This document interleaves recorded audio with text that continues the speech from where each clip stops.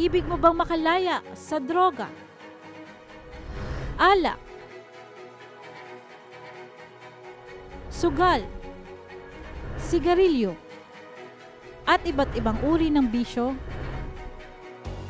Nais mo bang mapagpala ang bawat aspeto ng buhay mo? Kabataan, ito na ang tinakdang panahon ng Diyos para sa iyo, sapagkat ang buong buhay mo ay para sa Kanya lamang.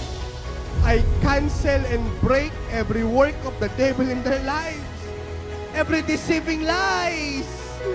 For today, you are now a child of God, and God is yours, and you are forever His. Lahat-lahat na naisuko ko na sa Panginoon. Nakakabasag po talaga ng puso. Na-feel ko yung power, yung presensya ng Holy Spirit. Kahit anong gawin ng Diablo, it is finished! Ligtas tayo! Malaya tayo! Masagana tayo!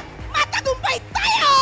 Na-feel ko yung magandang bagong-bago sa aking buhay. Naramdaman mo na nandun talaga si Jesus sa tabi mo, na hindi ka niya iiwan. Mga kabataan ang susunod na mga apostol, mga propeta, mga propetisa, mga ebanghilista, mga pastor, mga pastora, mga guro, mga lalaki at babaeng pinurob sa lahat. Hindi edad, kundi ang katotohanan, si Kristong sumasa amin, ang susi ng aming buhay na walang kasalanan, walang sakit, walang karamdaman, walang kamatay, walang kabiguan, at sa kaniyang sumasa amin, ang susi upang kami maging kagaya niya at ang pamumuhay ay ngayon na. Christ lives in us, the hope of glory! Kaya ikaw ay malugod namin inaanyayahan, dumalo sa walang kasing saya, walang kasing ganda, at punong-puno ng pagpapalang gawain. Ang Living Like Jesus Youth Conference, 2nd year anniversary, na may temang All for Jesus.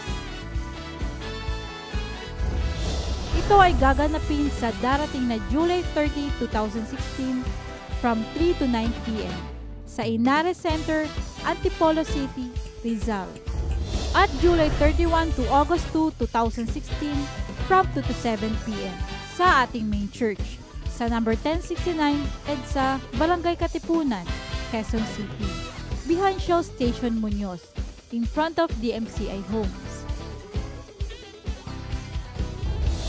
Halina, dumalo't makiisa.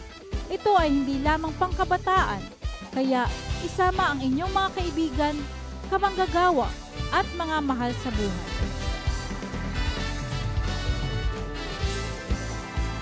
Ito po ay libre.